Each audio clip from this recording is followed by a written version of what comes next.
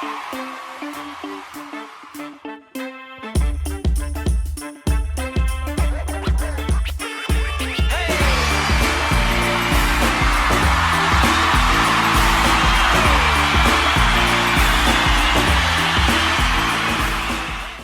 is up, DW Nation? We had a lot happen this past week where we had some possible talks between New Japan and WWE. We also got some roster shakeups along all of pro wrestling. And of course, I dive into the Raw recap. So without further ado, I am Kevin Jones, the Disciples of Wrestling, and let's hop into it.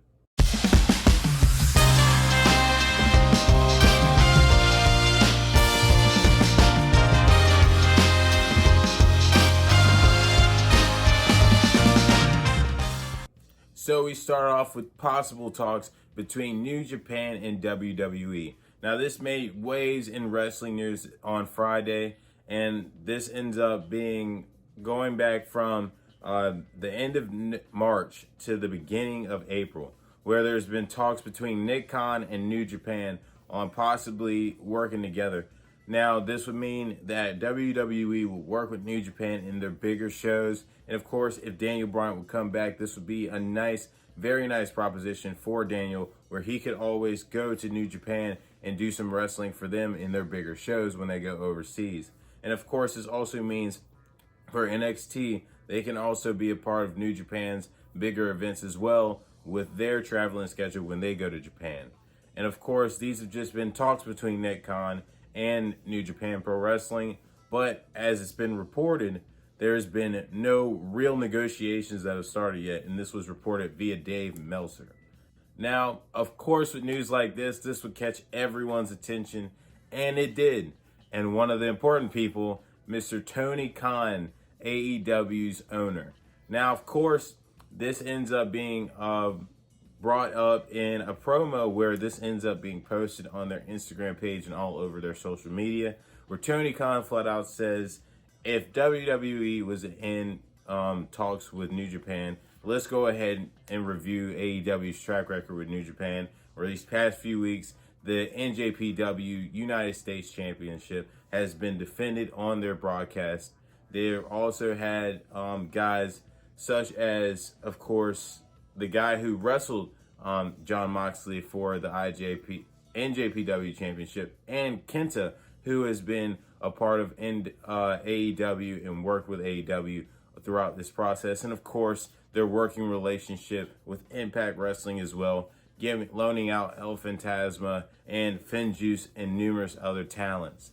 So, of course, there's going to be some ruffled up feathers by the people who are actively working with NJPW. But also, Tony Khan has also got the clear from NJPW, which that was talked about by Wrestling Inc., where Tony Khan actually talked to NJPW and asked them if it was okay to cut the promo, and they loved the promo, and so did Tony, and he thought it made sense, so he did the promo, and of course, that's the promo that we ended up seeing. Now, outside of that big news, we got some big shakeups happen along the rosters across pro wrestling. We found out from this past week that Tom Phillips, the lead announcer on the commentary team for Monday Night Raw, has been released. But we also found out that NXT's colored personality backstage, Mr. Josiah Williams, has also been released as well. Josiah has been very, very instrumental in their backstage stuff, such as, of course, promoting in their promotions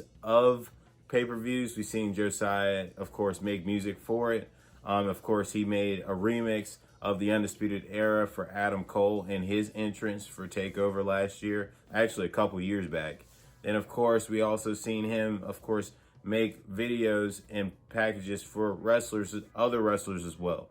So him being let go, of course, is a big blow for NXT backstage-wise for on-screen personalities, but he has also been released as well.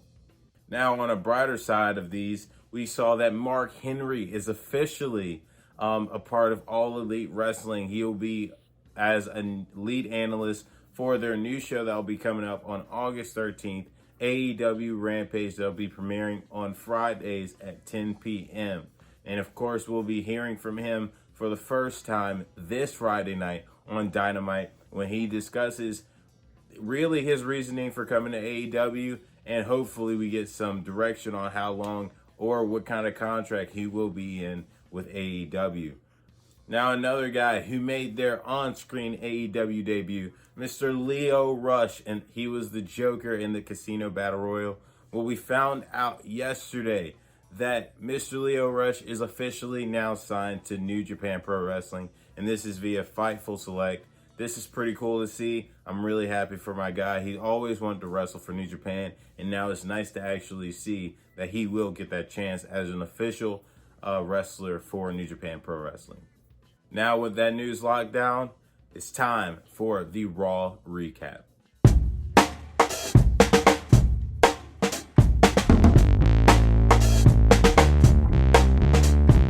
So we start off the show with Miz TV, and the Miz TV special guests this week were Charlotte Flair and Rhea Ripley to promote their match for Hell in a Cell. And of course, when these two come out, they of course have a war in words, all up until Charlotte Flair talks about how Rhea Ripley lost to Nikki Cross last week in the 2-minute Beat the Clock challenge. Now, of course, eventually this brings out Nikki Cross, and Nikki Cross is upset and offended. So she flat out challenges Charlotte and says, how about you fight me in a 2-minute Beat the Clock challenge? So that's our first match, Nikki Cross versus Charlotte Flair in a 2-minute match.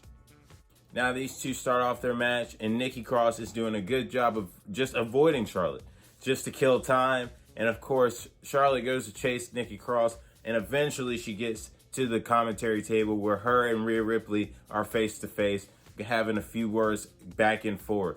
Now, of course, this brings back Charlotte in the ring, and Nikki Cross had about 45 seconds left, and she did a really good job of just fighting off Charlotte Flair so the time can wind down, so she beats Charlotte Flair in this Beat the Clock challenge.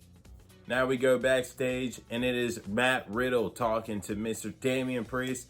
They're, of course, having a nice remembrance of memory lane, as, of course, they're best friends from NXT that have came over to the main roster, and they're pretty much just having a good time, all up until Randy Orton comes up, and he, of course, intervenes, and he talks to Matt Riddle, and he flat out just talks about how, of course, Matt Riddle used the RKO last week and how he actually felt pretty flattered. Now, of course, there's some things that he would change up and tweak about that RKO, but he actually welcomed Matt Riddle to become ringside with him for his match against Xavier Woods of the New Day.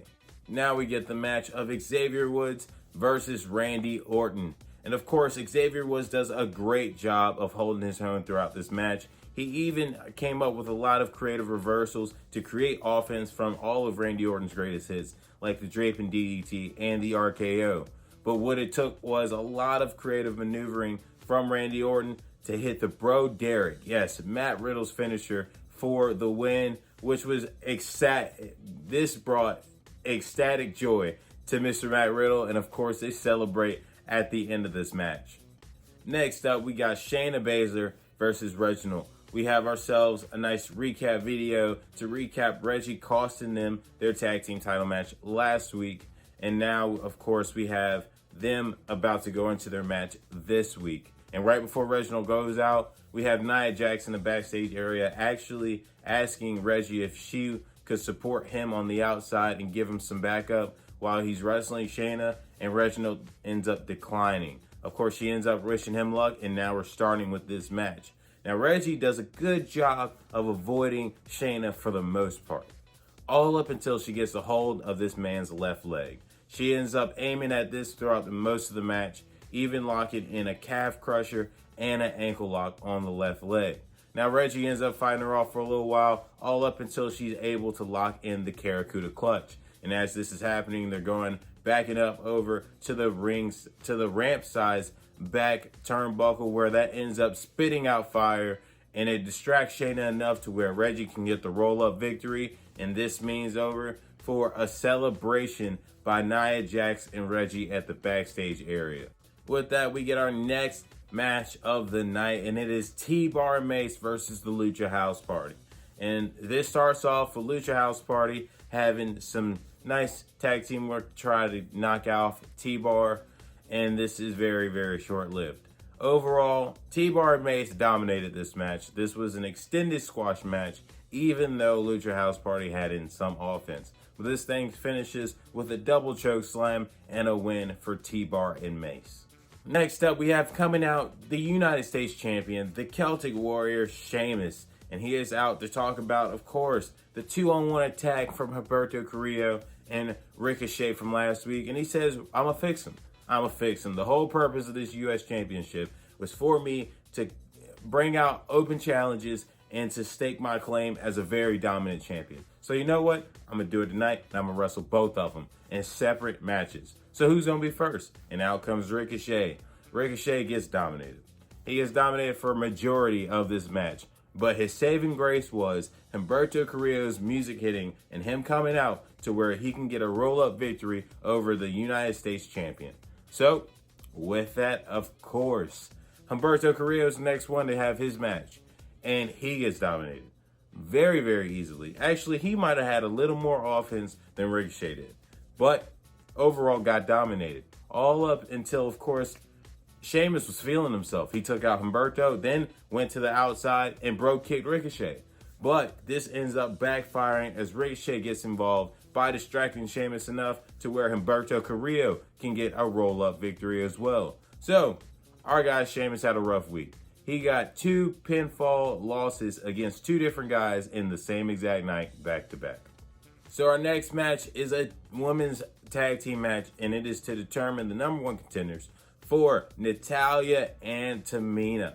So it is Lana and Naomi versus Mandy Rose and Dana Brooke. Overall, this was a very, very even match. I actually enjoyed this because all the women involved are starting to get very, very good in the ring. I mean, Naomi's already really good, but everybody's really starting to find their groove and their chemistry with one another. And of course, this ends up coming out to be the ending where Mandy Rose fights off Naomi off of the apron, and of course Lana in the ring to set up an elevated G9 from herself and Dana Brooke for a pinfall victory over Lana and Naomi. And of course this means that we are going to be getting in the future Natalya and Tamina defending their belts against Mandy Rose and Dana Brooke. Our next match after this is Shelton Benjamin versus Cedric Alexander. This has been going on for a long time, literally since they broke up as a tag team. And this was a very, very quick match. This starts off Shelton Benjamin thinks he's going to get a good amount of offense against Cedric as he sets him up for a power bomb. Cedric rakes the eyes and sets up for his finish, while, of course, Shelton Benjamin is blinded. That was how fast this match was. I don't even think it was 5 minutes. I think their ring entrance was longer than this match. And this was a pinfall victory for the 2nd week in a row over Shelton Benjamin that Cedric Alexander has under his cap now. Our next match is a tag team title match. And it is AJ Styles and Omos defending against Elias and Jackson Ryker. Now, of course, backstage before this match, we actually get Elias and Jackson Ryker's face even questioning him if he's ready to do what it takes to get these tag team titles. And now, of course, we find out. We start the match, and they do a really good job of zeroing out AJ Styles. AJ gets a little bit of offense in where he's able to fight off the two, but overall, Jackson Ryker's power came into effect, and he was able to ground Styles again. All up until a Pele kick happens, and he knocks down Jackson Ryker, and both men are trying to get to their corners. Now, as Jackson Ryker gets close to his, we see Elias stick out his hand and then take it back and leave Jackson Ryker. And of course, Jackson's confused, but before he can even think too hard about it, we see AJ Styles tagging Omos, and Omos dominates this poor man. Yes, he dominates him, and then we end up seeing Omos set up Jackson Ryker for the phenomenal forearm for a successful title defense by AJ Styles and Omos. And now we get ourselves a backstage segment, and it is Alexa's Playhouse. Yes, earlier in the night, she actually invited Reggie after his win, and she wants to get in some nice questions to figure out how does it feel to beat Shayna Baszler. And of course, we start off this thing where she starts asking him questions about the match. And then, of course, Lily whispers in her ear, and this ends up being asked different questions off topic completely. And then, of course, this is short-lived, of course, because Shayna Baszler ends up beating down poor Reggie, and she sits right next to Alexa and flat out says, I don't like how you're getting involved in my matches. So how about we have a match next week? So now it's official. Alexa Bliss will be wrestling Shayna Baszler next week. And now it's time for the main event. And it is Kofi Kingston versus Drew McIntyre, where the winner of this match is wrestling Bobby Lashley at Hell in a Cell. Now, of course, both men are fired up and they're ready to fight each other and extremely focused on this match, judged by both of their interviews from throughout the show. And then, of course, we had Bobby Lashley have an interview where him and MVP are just partying in the back.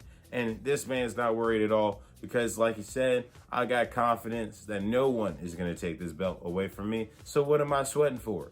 But we get straight to the action between Drew McIntyre and Kofi Kingston. And it is Kofi's speed versus Drew McIntyre's power. And of course, Kofi did a great job holding his own because this ends up being a very, very tight match. Kofi has a lot of innovative moves to adjust, of course, his style of wrestling to really throw off and take out Drew McIntyre. But what ends up happening, we ends up seeing, of course, Drew's both of them are veterans, really. But Drew's cunningness ends up catching Kofi Kingston as he went up for a top rope move, just one too many, and Drew catches him for a nice floating Claymore for the victory. And of course, at the end of the match, these two both pay respect to each other, but now it's official. At Hell in a Cell, we will be seeing Bobby Lashley defending his belt against Drew McIntyre again. So, ladies and gentlemen, a lot has happened this past week, of course, with the talks with NJPW and WWE. Of course, Tony Khan's response, the shakeups that have come around, and the new additions that have happened with these promotions. Then, of course, a lot has happened on Raw. So it was nice to see a lot more wrestling being done on Raw and a lot less backstage stuff and some forward movement in storylines, but a lot of staleness in other storylines. But that is all my time for this video, and I'm Kevin Joe's Disciples of Wrestling, and that was wrestling.